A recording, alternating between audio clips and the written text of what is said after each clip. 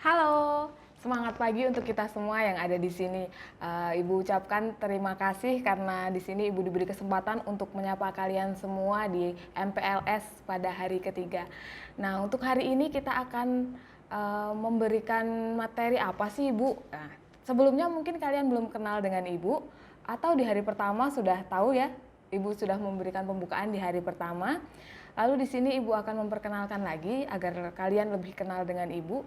Di sini nama Ibu Martina Winarti, biasa dipanggil Ibu Win. Di sini Ibu sebagai guru bimbingan dan konseling. Pada hari ini kita akan membahas mengenai materi adapting to the new normal. Sebenarnya apa sih adapting to the new normal? Mungkin kalau membicarakan mengenai new normal, kalian sudah sering sekali mendengar kata-kata itu, bahwa kita harus membiasakan dengan kebiasaan baru. Mungkin pun kebiasaan yang sering kita lakukan tidak bisa kita lakukan dengan keadaan new normal ini. Kemudian hal-hal yang biasa kalian lakukan tidak boleh dilakukan, dan hal-hal yang tidak biasa kalian lakukan harus kalian lakukan. Ini merupakan adapting to the new normal. Kemudian apa sih yang kita bahas tentang ini? Mungkin tadi kita telah membahas bahwa ada yang boleh dilakukan dan ada yang tidak boleh dilakukan ya. Nah, di sini ada membawa tas belanjaan sendiri dari rumah. Artinya di sini kalian harus berusaha meminimalkan menggunakan fasilitas umum. Coba menggunakan alat-alat pribadi. Kemudian di sini pakai tisu untuk menyentuh benda.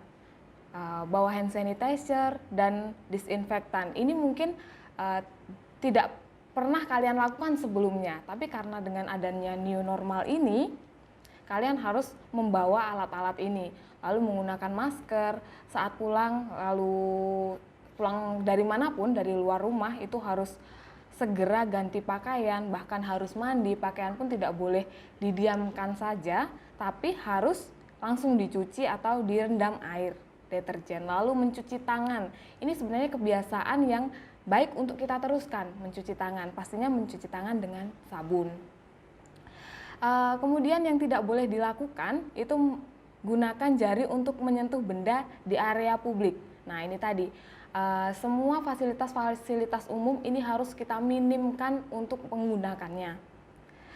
Kemudian menaruh ponsel di sembarang tempat, ini yang sering kita lakukan. Ini sekarang jangan sampai kita menaruh ponsel di mana aja, karena bisa jadi di situ ada bakteri yang di situ lalu menempel di handphone, lalu kita pegang, lalu kita makan dan lain sebagainya. Lalu menggunakan uang tunai sebagai metode pembayaran. Nah, ini juga kita harus meminimkan uang tunai. Bagaimana kita tahu uang adalah tempat bersarangnya bakteri ya. Jadi mungkin kita harus meminimkan menggunakan uang tunai. Lalu berjabat tangan dan tidak jaga jarak dengan orang lain. Berjabat tangan yang mungkin ini adalah kebiasaannya orang Indonesia, setiap bertemu dengan orang lain itu kita harus berjabat tangan, tetapi kali ini dengan new normal ini kita tidak boleh melakukan jabat tangan. Atau mungkin biasanya kita cipika-cipiki, peluk, itu sekarang tidak boleh dilakukan karena kita harus melakukan jaga jarak. Kemudian mungkin singkatnya sih kita bisa melihat di sini dikatakan physical distancing. Jadi harus berjaga jarak antara orang satu dan yang lain. Lalu menghindari keramaian. Sekarang kita harus terbiasa menggunakan masker dan belajar di rumah. Mungkin kalau kita membahas mengenai belajar di rumah, yang kalian ingat pasti, oh ya, sekolah. Nah, kira-kira Ibu yakin nih, pasti kalian semua di sana merindukan yang namanya sekolah. Nah, sebenarnya kalau kita membicarakan sekolah, di sini kita lihat, apakah sekolah itu adalah gedung? Sebenarnya sekolah itu bukan hanya gedung, tetapi pengertian sekolah yang sebenarnya adalah suatu lembaga yang digunakan untuk kegiatan belajar bagi para peserta didik, serta menjadi tempat memberi dan juga menerima pelajaran yang sesuai dengan bidangnya. Jadi sekolah itu bukan hanya gedung, tetapi kegiatan belajar. Nah, kalau kita membahas mengenai kegiatan belajar ini bisa kita lakukan di mana saja. Bukankah begitu? Kita bisa lakukannya yang dikatakan tadi di sekolah, di gedungnya, ataupun di rumah. Kita bisa melakukan kegiatan belajar dimanapun. Begitu halnya ketika kita bilang belajar di mana saja, di rumah pun bisa. Banyak sekarang aplikasi-aplikasi yang digunakan untuk memfasilitasi itu semua. Di sini artinya pandemi bukan alasan untuk tidak sekolah, bukan alasan untuk tidak melakukan kegiatan belajar meskipun di rumah, gitu. Di sini realitanya seorang pelajar di masa pandemi. Yang pertama itu apa sih realitanya sekarang? Padahal kita tahu belajar bisa di mana aja di rumah, kalau bisa kita memanfaatkan waktu seefisien mungkin untuk belajar. Ada waktunya mungkin guru memberikan tugas, guru memberikan materi, guru memberikan ulangan. Itu adalah masa kalian untuk mengambil ilmu sebanyak mungkin dari guru. Kemudian realitanya pelajar sekarang ketika di rumah aja, belajar di rumah ternyata hanya internetan. Bu, internetan kan baik Bu, baik ketika kalian mencari materi pelajaran. Tetapi pada nyatanya mungkin internetan yang sering kalian lakukan adalah menggunakan YouTube, media sosial seperti Instagram, Facebook. Ya Bu, bentar Bu, 2 menit buka Instagram. 2 jam Bu buat buka YouTube, nanti 1 video lagi Bu, 3 video lagi Bu. Ternyata nggak jadi belajarnya, hanya membuka media sosial. Kemudian ada lagi ketemu teman. Padahal kita tahu bahwa ketika kita bertemu, itu kita tidak boleh dalam keramaian dan melakukan jaga jarak. Sayangnya banyak sekali yang mengabaikan hal ini.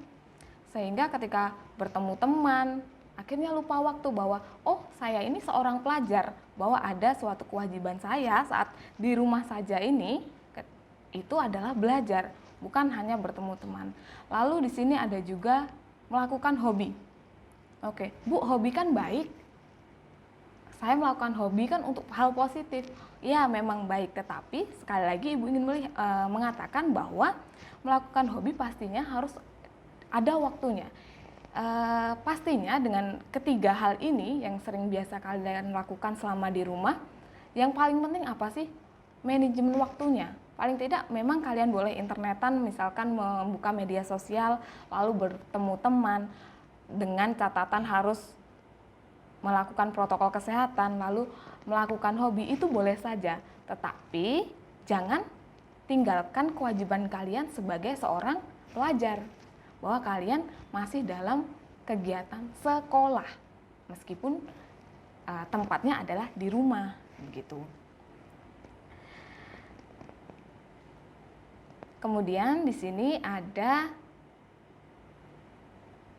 5 masalah utama dalam belajar. Apa aja sih? Nah, yang pertama adalah menghakimi diri. Aku kan bukan anak pinter Bu, ngapain aku belajar? Nah, ini kalian berusaha untuk menghakimi diri sendiri, bahwa kalian merasa tidak bisa dan tidak mau mencoba. Akhirnya inilah menjadi masalah utama ketika kalian akan belajar. Nah, kemudian di sini ada belajar hanya untuk mengejar nilai akademis. Kenapa ini juga menjadi masalah? Padahal nilai akademis juga baik. Tapi ketika kalian hanya mengejar nilai akademis, nilainya yang penting bagus, tapi siapa yang mengerjakan kira-kira? Apakah diri kalian sendiri? Mungkin kalian juga sudah merasakan belajar di rumah ya selama ini. Apakah itu benar hasil kerja kalian? Apakah tujuan utama kalian hanya nilai akademis? Padahal dalam belajar itu, saat sekolah, itu banyak hal yang bisa kalian dapat. Seperti rasa tanggung jawab, lalu bagaimana kalian bisa berjuang, meskipun tidak bisa, bagaimana mencoba lagi, gagal dan mencoba.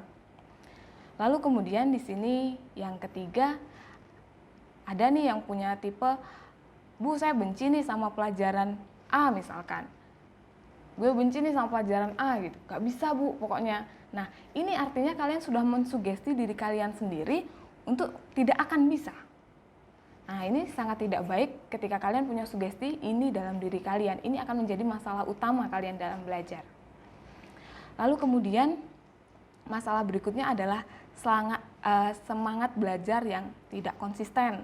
Misalkan besok ada ujian, wah masih ada nih 3 jam, 3 jam besok ujian harus belajar, tapi tunggu nonton dulu video YouTube satu dulu Bu. Oh habis ini buka Instagram lah Bu bentar, buka apa lagi ya, Twitter Bu bentar, habis waktunya. Akhirnya gimana? Semangatnya hanya di awal, oh ya saya semangat belajar, tetapi saat melihat banyak sekali media-media yang mungkin bisa menggoyahkan semangat kalian, ini yang dikatakan semangatnya tidak konsisten. Jadi kalian teralihkan, yang tadinya semangat belajar jadi tidak, punya semangat lagi tapi tidak dilakukan. Apakah itu hasilnya juga baik? Nah ini juga menjadi masalah utama saat belajar. Lalu ada lagi penyakit yang paling klise nih, yaitu malas. 3 bulan sebelum ujian nih, santuy, masih banyak waktu nih. Kemudian 2 minggu nih, udah berjalan santuinya 2 minggu. Rebahan dulu deh, masih 2 minggu ujian. Di hari berikutnya, besok aja deh, besok pagi deh. Akhirnya nggak jadi belajar. Besok pagi ternyata bangunnya kesiangan dan lain sebagainya, langsung ujian. Nah, di sini ada 5 masalah utama belajar. Kira-kira setelah mengetahui, ada nggak sih di diri kalian dari kelima ini? Nah, setelah kalian tahu masalah utama dalam belajar, kira-kira apa sih yang harus saya lakukan? Itu bukan hal yang penting harus kalian lakukan. Kalian harus menemukan sebenarnya saya harus ngapain nih, karena saya punya masalah, saya menghakimi diri Bu, lalu saya belajar cuma nilai Bu, biar nilai saya bagus aja. Lalu kemudian saya benci pelajaran A, kemudian semangat belajarnya nggak konsisten, lalu males. Ini alasan yang paling klise ya. Sebenarnya apa yang harus saya lakukan? Oke, di sini Ibu akan memberikan 1 tips dari berbagai tips, banyak hal. Sebenarnya kalian apakah sudah tahu mengenai gaya belajar? Mungkin ada yang belum tahu, mungkin ada juga yang sudah tahu. Di sini ada yang suka belajar sambil mendengarkan musik. Ada juga yang lebih suka dengan suasana tenang. Ada yang menyukai belajar dari praktik. Ada juga yang lebih menyukai belajar cukup dari baca buku aja. Dengan referensi belajar yang berbeda ini, maka dari itu setiap orang memiliki cara efektif yang mungkin berbeda antara anak satu dengan anak yang lain. Mungkin kamu dengan si A dan si B, kamu dan si dia, atau siapapun itu pasti memiliki gaya belajarnya masing-masing. Gaya belajar seperti ini, apa aja sih yang bisa kita gunakan? Menurut Bobby the Potter, gaya belajar seseorang dibagi menjadi 3 tipe.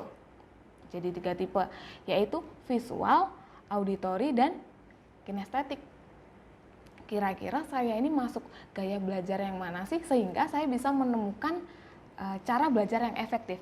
Atau mungkin kalian sudah tahu nih, oh Bu, saya adalah anak visual Bu, saya bisanya dengan visual, lalu auditori, saya juga kinestetik. Nah mungkin kalian sudah tahu, tapi ada juga yang tidak tahu. Nah di sini bisa kita untuk menambahkan wawasan kita bahwa gaya belajar yang pertama adalah mengenai visual. Nah, di sini ada beberapa karakteristik yang mungkin itu adalah tipe kalian. Apakah inikah kalian? Nah, coba kita lihat di sini. Apakah kamu tipe visual? Kalau kamu tipe visual itu memiliki ciri-ciri sebagai berikut. Lebih mudah mengingat daripada yang dilihat, daripada yang didengar. Lebih mudah untuk melihat daripada yang didengar. Itu adalah ciri anak yang memiliki gaya belajar visual. Lalu lebih suka membaca daripada dibacakan. Berbicara dengan tempo agak cepat, lalu cukup peduli dengan penampilan dan pakaian, mungkin selalu rapi dan lain sebagainya. Lebih suka melakukan demonstrasi daripada pidato, lalu lebih suka sulit untuk menerima instruksi secara verbal kecuali ditulis. Jadi orang-orang visual ini harus ditulis nih, harus punya catatan. Kemudian tidak mudah terdistraksi dengan keramaian. Artinya tidak mudah terganggu dengan keramaian, meskipun ramai, itu masih tetap bisa sambil belajar. Lalu suka menggambar apapun di kertas. Nah, ini merupakan ciri-ciri anak yang gaya belajarnya visual. Si visual ini punya ciri-ciri dan karakteristik seperti ini tadi yang Ibu jelaskan. Kira-kira cara belajar yang tepat untuk si visual ini seperti apa sih? Si anak visual ini harus belajarnya gimana? Itu yang pertama, belajar dari gambar maupun video yang menarik. Mungkin harus mencari pembelajaran dari referensi yang tadinya suka lihat YouTube atau vlog-vlog. Sekarang cobalah cari mengenai pelajaran yang sekiranya bisa membantu kalian lebih memahaminya. Lalu membaca buku yang tidak hanya ditulis tetapi juga memiliki ilustrasi. Kemudian di sini saat belajar bisa sambil lakukan doodling supaya lebih fokus. Nah, ada lagi tipsnya, gunakan spidol warna-warni saat membuat catatan. Artinya si visual ini mungkin ketika cuma hanya melihat tulisan yang banyak itu dia sudah bosan dan lain sebagainya. Nah, ini harus kalian gunakan nih tips yang ini, menggunakan spidol warna-warni agar lebih menarik untuk dibaca. Lalu membuat mind mapping untuk memudahkan belajar. Mind mapping itu semacam peta pikiran yang kalian harus buat ketika kalian punya ciri-ciri si visual nih. Ketika kalian belajar harus membuat mind mapping nih.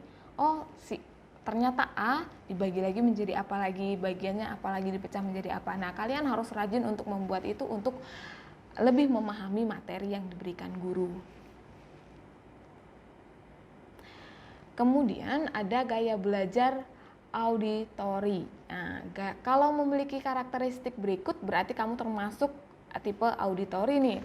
Yang pertama, lebih mudah mengingat sesuatu dari apa yang didengar daripada yang dilihat. Jadi dia kalau tadi visual kan lebih mudah melihat daripada mendengar. Kalau yang ini lebih mudah didengar daripada dengan yang melihat gitu. Lalu senang mendengarkan. Oh, boleh nih diajak curhat si anak auditori ini. Kemudian mudah terdistraksi dengan keramaian. Anak yang memiliki gaya belajar auditori ini lebih sulit untuk konsentrasi ketika dalam keramaian. Lalu kesulitan dalam tugas atau pekerjaan yang melibatkan visual. Pandai meniru nada ataupun irama suara, karena kan tadi yang paling fokus itu di bagian suara ya, dari telinga gitu ya. Lalu senang membaca dengan mengeluarkan suara atau mengeluarkan bibir mereka. Nah, ini mungkin kamu termasuk orang yang ketika membaca mengeluarkan suara. Nah, ini bisa jadi salah satu ciri kamu adalah anak auditori gaya belajarnya gitu. Lalu biasanya merupakan pembicara yang fasih. Nah, kemudian mudah dalam mengingat nama saat berkenalan dengan orang baru. Kalau Ibu sih sepertinya bukan anak auditori ya, karena ketika berkenalan harus beberapa kali bertemu baru Ibu bisa mengingat. Nah, beda dengan anak yang memiliki gaya belajar auditori ini, dia mudah mengingat, mungkin meskipun hanya sekali bertemu itu langsung ingat. Kemudian gaya belajar yang pas, yang cocok untuk auditori ini seperti apa sih? Nah, ini yang pertama, ada dengarkan musik yang disukai. Mungkin sambil mendengarkan musik, ini akan jauh lebih membuat diri tenang dan kalian memahami materinya. Kemudian bisa merekam saat guru mengajar, lalu kemudian didengarkan di kemudian hari. Ini jika memungkinkan kalian merekam, lalu nanti setelah sampai rumah diulang lagi, begitu. Kemudian yang ketiga, apabila membaca buku bisa sambil diucapkan dengan suara pelan untuk lebih mudah mengingat. Jadi mungkin harus sambil berbicara pelan saat membaca buku agar lebih mudah diingat. Lalu mendengarkan materi yang diajarkan guru saat di kelas dengan seksama. Nah, ini harus kalian dengarkan dengan baik, itu akan mempermudah kalian untuk memahami materi. Kemudian belajar dengan diskusi bersama teman supaya lebih mudah memahami maupun mengingat materi. Jadi harus sering-sering ajak diskusi nih, habis dapat materi langsung diskusi nih sama teman. Mungkin kalau sekarang di masa pandemi kalian bisa diskusi melalui WhatsApp mungkin atau lain sebagainya. Lalu yang ketiga, yang terakhir itu ada gaya belajar kinestetik. Kalau karakteristik anak yang memiliki gaya belajar kinestetik ini, yang pertama itu menyenangi belajar dengan metode praktek. Mungkin lebih jago di bidang olahraga atau pokoknya yang menggunakan gerak tubuh.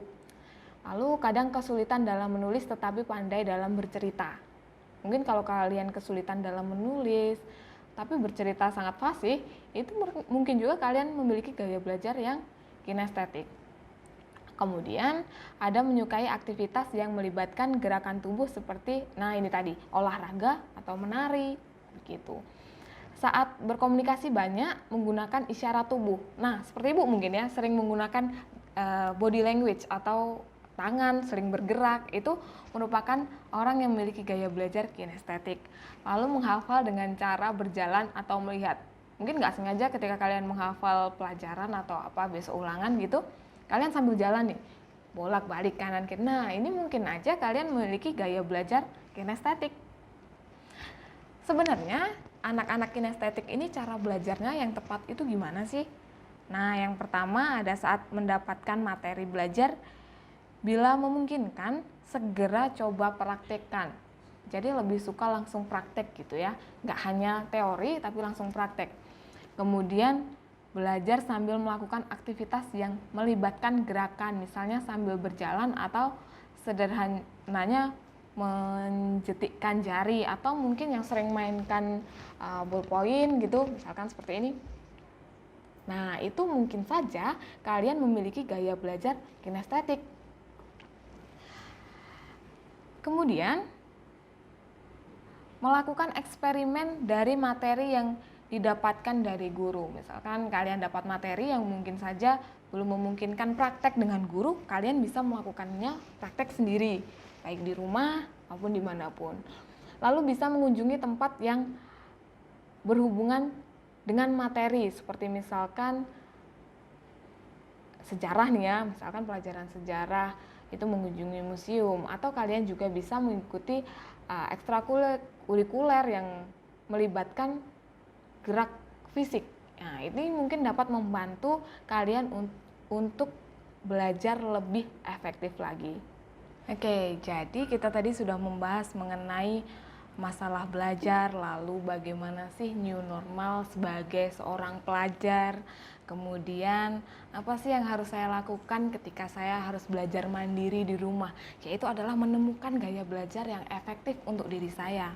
Nah, di sini ketika memang kalian harus belajar di rumah, artinya kalian harus bisa mencari referensi seluas mungkin untuk menjadi materi pembelajaran kalian. Mungkin juga kalian harus sering jaga komunikasi dengan guru pelajaran maupun wali kelas ataupun ibu sebagai guru yang akan membimbing kalian. Nah, kemudian di sini ada sedikit tugas. Jangan terlalu terbebani dengan kata tugas ya. Di sini silahkan coba ketik Mentimeter di googling, kalian cari Mentimeter, kemudian pilih join a presentation, kemudian kalian masukkan kodenya yang ada di layar 881734. Nanti setelah kalian selesai mengisi, coba isilah di situ dengan jujur bagaimana sih perasaan saya dan lain sebagainya. Kemudian di sini juga karena di sini Ibu sebagai guru BK yang nantinya akan mendampingi kalian, membimbing kalian, jangan lepas komunikasi dengan Ibu ketika memang kalian memiliki kendala atau masalah. Selain dengan wali kelas, kalian juga bisa hubungi Ibu karena di sini Ibu juga melayani dalam BK, membuka bimbingan secara online. Kalian bisa menghubungi Ibu menggunakan WhatsApp atau lain sebagainya nanti. Mungkin sekian pertemuan kita hari ini. Ibu harapkan kita semua dalam keadaan sehat dan semangat. Kita akan berjumpa kembali di kelas BK bersama Ibu nanti di hari berikutnya. Oke, terima kasih. Sampai jumpa. Hai teman-teman, salam sehat untuk kita semua. Perkenalkan, nama kakak Geraldo Fedrian.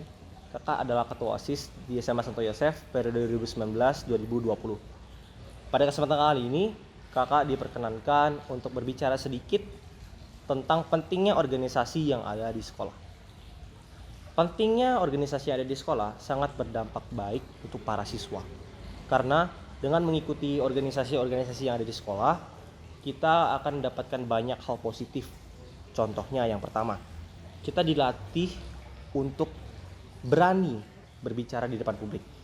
Yang kedua, kita dilatih untuk menyelesaikan semua masalah secara bersama-sama. Yang ketiga, kita dilatih untuk memiliki jiwa leadership yang kuat. Dan yang terakhir, kita juga dilatih untuk bekerja dalam tekanan. Dan juga yang pastinya dapat mengatur waktu dengan baik. Di SMA Santo Yosef sendiri, organisasi utamanya adalah organisasi siswa intrasekolah atau yang kalian biasa sebut dengan OSIS. OSIS di SMA Santo Yosef sendiri sudah mengadakan banyak sekali kegiatan, mulai dari kegiatan internal maupun eksternal. Nah, contoh dari kegiatan internalnya adalah OSIS di SMA Santo Yosef itu sering banget mengadakan kegiatan-kegiatan yang berkaitan dengan hari raya besar. Contohnya Hari Sumpah Pemuda, Hari Pahlawan, Hari Natal, Hari Valentine, dan masih banyak lagi. Nah, tidak lupa juga untuk setiap akhir semester kita selalu mengadakan kegiatan kelas meeting. Nah, terakhir kali kami bikin kelas meetingnya PUBG Mobile dan Mobile Legends. Tertarik gak tuh? Nah, untuk kegiatan eksternalnya, kita tuh sudah sering banget ikut seminar-seminar yang ada di luar sekolah yang berguna untuk menambah wawasan kami terhadap dunia kerja yang luas. Lalu kita juga sudah mengadakan kegiatan Saint Joseph Competition, di mana kegiatan ini sangat amat besar menurut kami karena kami juga mengundang semua sekolah-sekolah sebangka untuk ikut berpartisipasi dalam perlombaan yang kami buat.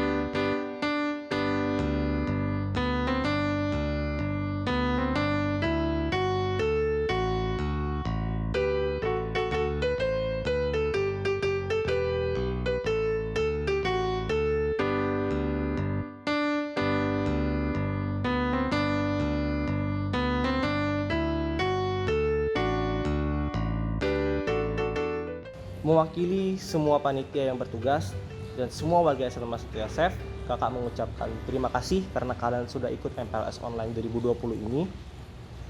Dan selamat bergabung di SMA Santo Yosef. Mari kita tunjukkan bahwa SMA Santo Yosef adalah SMA yang lebih baik dibanding sekolah yang lain. Terima kasih. Open minds in a cage, hungry hearts in a rage, glowing eyes in a day.